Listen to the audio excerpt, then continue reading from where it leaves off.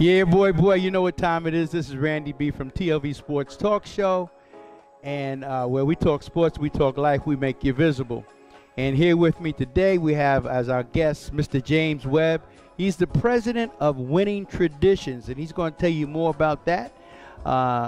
This is brought to you by Lawrence Italian Water Ice, Laurens, LawrenceItalianWaterIce.com. You can catch Facebook.com/Lawrence Italian Water Ice. And it's the finest Italian water ice in the South Jersey, Philadelphia, Delaware, Baltimore County, Maryland area. And we come to you for your parties, your lawn parties, your kiddie parties, your grand opening events, your sporting events, your church events. Just give us a call and we'll be there to service you with the finest flavors that of your choice. So welcome today, Mr. James Webb. Welcome to the broadcast. We're going to fix your microphone a little bit here so we can hear you even better. Hey, it's good to have you on the air. A lot of people don't know who Mr. James Webb, but you're going to find out more about him today. Give us a little brief background about yourself. Just talk briefly about yourself, through the years, the things that you've done. Well, my name is James L. Webb. I grew up in North Philadelphia. Went to school over there and graduated out of high school and went to college up in New York, and further went into the military for 21 years. And traveled around the world, Africa, anywhere you think of, I've been there. Was in the Vietnam War in 1966 and 65 and 66. Went to Korea, been around the world. And to establish myself and to work with different people of different cultures and nationalities. And it's been a rewarding thing for me to travel these things and to find these avenues to where we can come together and make success out of life. Yeah, can you tell us a little bit more as far as what you did as far as your security days, things that you did as far as security? Military? Military and out of the military. Military, I was a military policeman. I worked for the United States Social Security Agency. Did military work all over. And it's just came out of the military, went into the law enforcement down in Burlington, New Jersey, and then also worked at Toms River for a couple of years. Wonderful. Now, it's my understanding that you were a personal bodyguard for my favorite boxer of all time, Muhammad. The champ is here. Ali. Don't get it twisted. He's the best ever. Muhammad Ali. Don't ever let anybody tell you anything different. If you know about boxing and the heavyweights, he's the best.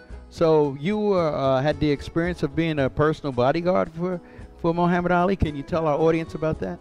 Yeah, I boxed out of Philadelphia years ago. I boxed out with Joe Frazier, Sonny Liston, and Harold Johnson.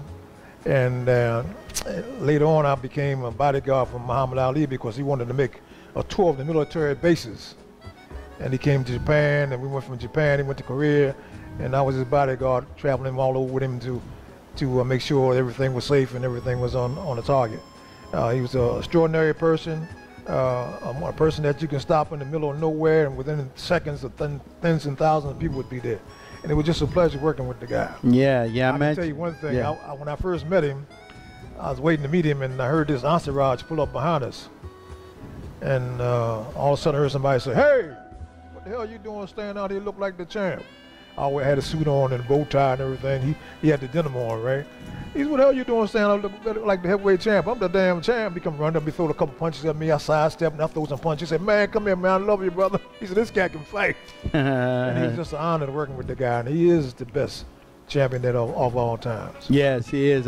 One time he came to a small town in New Jersey, a town of Burlington City, and he got out of his car, and there was a group of people standing on the street on the corner just hanging out. And it was said that he made this statement: "Look at you. You don't even know a champ when you see one." And he got back in his car and pulled off. And so Muhammad Ali did come through Burlington City, and that was quite a talk of the town for a whole week. Everybody was talking about Muhammad Ali came through Burlington City. Oh, Muhammad Ali came through Burlington City. Now, I knew Mr. Clay from Fort Dix, and he was Muhammad Ali's No, he was Joe Lewis's sparring partner, right? Did you know Mr. Clinton? Now that was Muhammad Ali's uncle, or Way back now, yeah. He was a big man, a big heavyweight man. He was fine, he was a gentle giant. Yeah. You know the thing I like about Ali so much, it wasn't that him being a fighter. What made Ali so great was he was a spokesman for the people. Right. When he refused to go into war and be sent to Vietnam, he made a statement, and the people loved him for that. Yeah. Too many people that stood up and said those things. Right. And when he did that, he reminded me that one other great champion that I always hold true and dear to my heart is Jack Johnson. I knew you was gonna say that. Jack Johnson. I knew you was the gonna man. say Jack Johnson. Matter of fact, Jack Johnson was Ali's one of Ali's heroes. Right, right. Yeah, they no compromise. They stood up for what they believed in. And today you have a lot of people, they'll compromise in a heartbeat.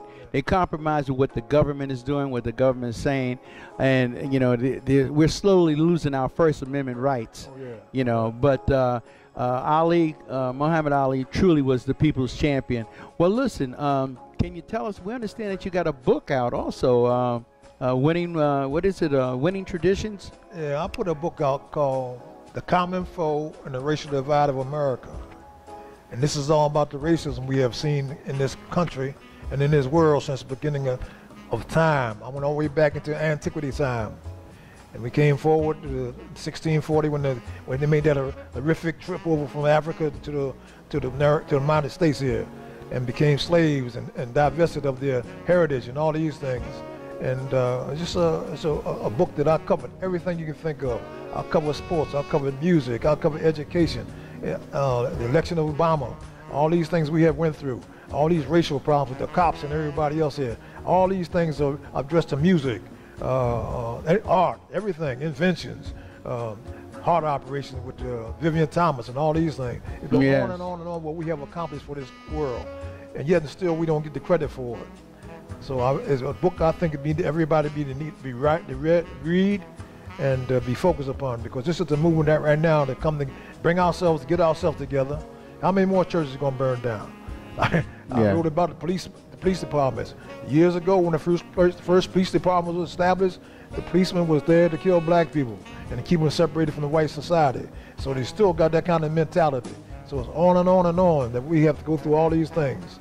So I try to keep everybody abreast of the education system, the job situation. We go to fight all these wars, and yet we see nothing for it. So somewhere down the line, we have to stand up, make a stand about who we are and what we are kind of accomplish in this country. Absolutely. Now, what's the name of the book again? The Common Foe and the Racial Divide of America. The Common Foe and the Racial Divide of America. And certainly America is being divided, because when you look at Ferguson, if you look at Ferguson geographically, it's right in the middle of the United States. That should tell you something. You know, the country is being divided. That's no coincidence. But